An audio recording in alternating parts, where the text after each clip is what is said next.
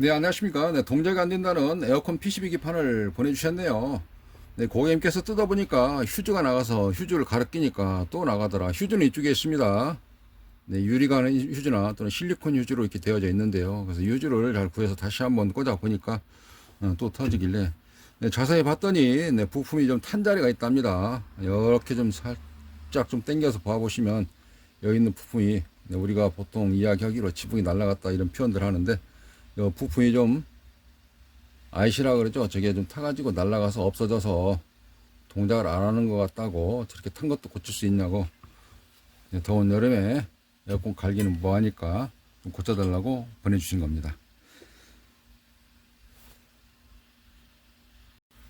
대략 고장 증상을 보면 지금처럼 전원이 안 들어오거나 또는 홈케어라 그러죠. 에어컨 청소하고 나서 물 들어가서 그런지 또 동작을 안 한다든지 네, 그런 내용들. 또 하나는 리모컨이 눌러도 동작을 안 하는 네, 그런 고장 증상이 대부분입니다.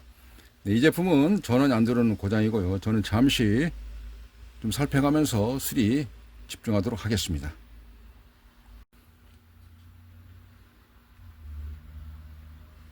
네, 저는 불량난 부품들을 시정을 하고, 네, 그리고 이제 전기를 꽂아서 제대로 동작을 하는지, 네, 전압과 이르는 파형을 같이 살펴보도록 하겠습니다. 네, 전기를 꽂게 되면 여 가운데 있는 거 이걸 피해줘 스피커 이렇게 부르거든요. 자, 그러면 여기에서 부팅되는 소리, 멜로디는 나는지 사운드 지원 상태를 살펴보도록 합니다. 네, 그럼 동작을 좀 잘한다. 이렇게 좀 말씀드릴 수 있고요. 자, 이 상태에서 이제 스코프로 파형을 살펴보게 되는데요.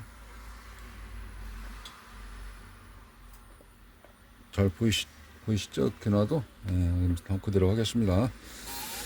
이때 이제 그 채널이 두 군데, A 채널과 B 채널 두 군데이기 때문에 그래서 동시에 측정을 좀 할 수 있거든요. 노란색으로 되어져 있는 부분, 보통은 이제 그라운드 하게 되면 우리가 흑색, 근데 검정색을 그라운드로 하는데 여기에서는 좀 구분하기 위해서 좀 고압이라서 이렇게 해서 색깔을 노란색으로 좀 해놔봤고요. 2차단은 녹색으로 이렇게 해놔봤습니다. 그래서 여기 같은 공통 커먼을 해가지고 2차단 접지를 테스트기와 네, 그리고 니드봉 접지와 그 다음에 저 프로보 접지 같이 이렇게 물려놨거든요. 악어 클립과 네, 그리고 이거를 이제 후크 클립, 네, 후크 클립으로 같이 두 군데에서 두 개로 해서 묶어놨습니다. 1차단은 측정을 하시려고 그러면 이제 고압이기 때문에 네, 고압을 찍는 범위는 대부분 이렇습니다. 1차단 그라운드 1차단 맞고요. 쭉 아까 고장났던 부품들 IC 거기에서 이쪽 트랜스 울려주는지 네, 트랜스를 진동해 주는지 네, 펄스는 나오는지 네, 그거를 찍어본다 하면 학습되어져 있는 상태에서는 이제 핀맵을 알으니까 그 핀에 해당되어져 있는 파형을 찍게 되는 겁니다. 여기 가깝게 찍든지 아니면 좀 더 넓은 자리를 이런 식으로 찍어서 봐보시면 설정은 당연히 어떻게 해야 되느냐 그 자체는 네, 300V 이상 찍히기 때문에 네, 고압으로 해서 1차단 노란색이거든요. 떼볼게요. 노란색 화면에 사라지죠. 다시 노란색. 그래서 1차단 이렇게 찍어보고요. 2차단 찍어보겠습니다. 2차단은 프로브를 다른 거죠. 이쪽 녹색 접지를 해가지고 해놓은 거 여기 트랜스 나오는 쪽에를 출력을 찍어보면 이번엔 어떤 파형을 보시면 되냐면 보라색으로 되어 있는 접지가 좀 안 좋나요? 아니면 상황이 좀 안 좋을까요? 자, 이 상태에서 2차단에 출력되는 것을 알 수가 있습니다. 자, 저런 상태에서는 보시면 여기에서 이제 듀티라는 말이 있는데 네, 듀티가 몇 퍼센트 정도 일을 하느냐에 따라서 주파수 나오는 게 화면 뷰 안에 보여주는 게 약간 다르다라고 말씀드릴 수가 있겠네요. 1차단 찍어봅니다. 1차단과 2차단 동시에 같이 찍어보신다 하시면 이와 같이 1차단과 2차단을 같이 찍어볼 수 있거든요. 맨 위에 있는 게 전압이 좀 높게 측정되어 있는 거 노란색이 1차단이고요. 그 다음에 보라색으로 되어 있는 거 약간 밑에 중앙 정도 표시되어 있는 게 2차단 저 파형입니다. 저 파형을 받아서 여기에 보시면은 이렇게 저기 그 보라색으로 나온 거 보라색이 좀 상단이 좀 뜨죠. 네, 그 상태 여기 뜨는 거 우리가 보통 니플 학교 다닐 때는 이제 맥류라고 많이 배웠는데 이게 맥류가 있는지 없는지 보는 거고 이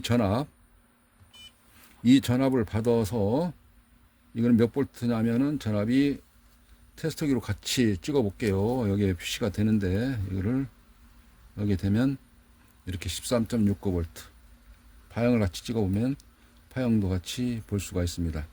밑에 가려져서 그러니까 이 전압을 5V죠. 네, 이쪽에 종단 전압 5V 나오는 경우를 확인할 수가 있습니다. 아무래도 칸이 뜨는 것이 한 칸이 5V 뷰로 되어 있으니까 이쪽에 5V 이렇게 해서 한 화면에 1차단과 2차단 동시에 측정할 수 있고요. 전압과 파형 그림을 같이 볼 수가 있는 것입니다.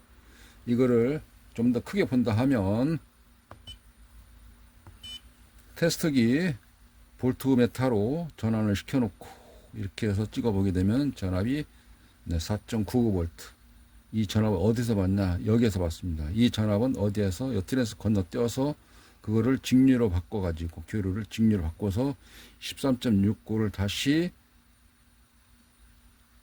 5V로 12V라고 보통 표현하는데 12V 이제 릴레이라든지 통신 라인에 붙여줄 수 있도록 되어져 있는 회로에 흐르는 거고요. 이 5V는 각종 IC 내부에 있는 흐를 수 있는 동력이 아닌 제어할 수 있는 컨트롤할 수 있는 전압이고, 우리가 보통 이제 동력을 요즘에는 12V 라인인데 48V로 많이 올라서죠. 케이블 자체가 이제 굵어지는 것도 좀 고려해서 암페어 때문에 이게 그래서 여기 전압이 이렇게 뜨는 겁니다. 그러니까 측정을 하실 때에 세팅은 이건 저압으로 맞춰놨고요. 그래서 1X 밑으로 내려놨고 그 다음에 고압을 측정하는 쪽에서는 약간 좀 올려놨습니다. 그래서 10X 올려놨고요. 여기서는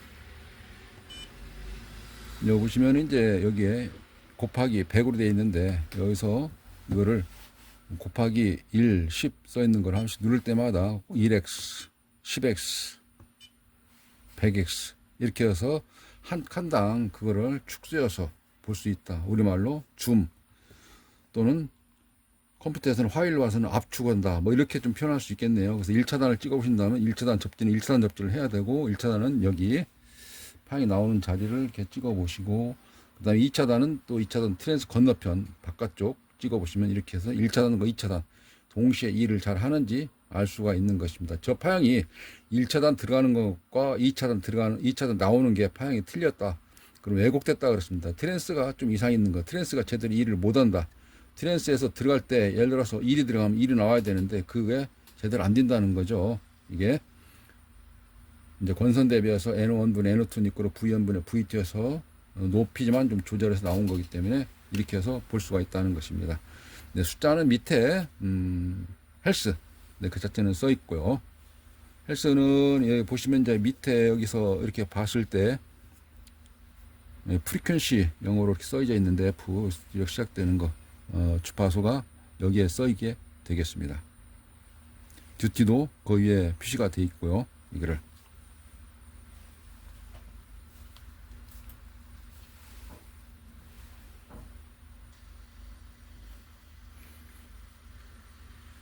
채널 2개 가지고는 이와 같이 동시에 좀 일이 수리가 잘 안 된다든가 할 때 1차단, 2차단 동시에 좀 바라보고 싶어 할 때 그때는 이렇게 해서 바라볼 수가 있겠습니다.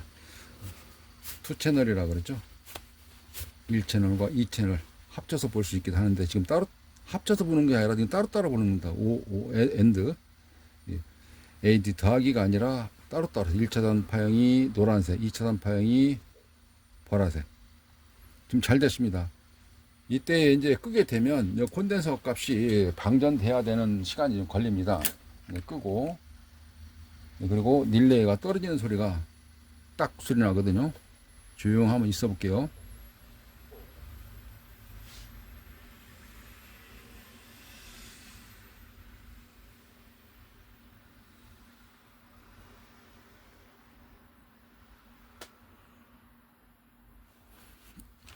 소리가 좀 작아서 잘 안 들렸네요. 자, 이런 상태에서 전압을 측정해 보면 중단 전압이 뚝 떨어져서 이제 나오지 않는데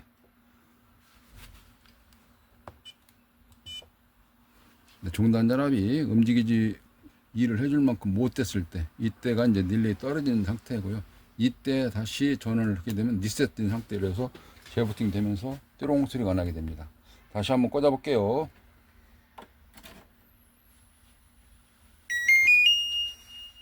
네, 부팅 됐고요. 네, 여하튼 그 제품이 고장 났을 때 그대로 해서 보내주시면 잘 수리해서 보내드립니다.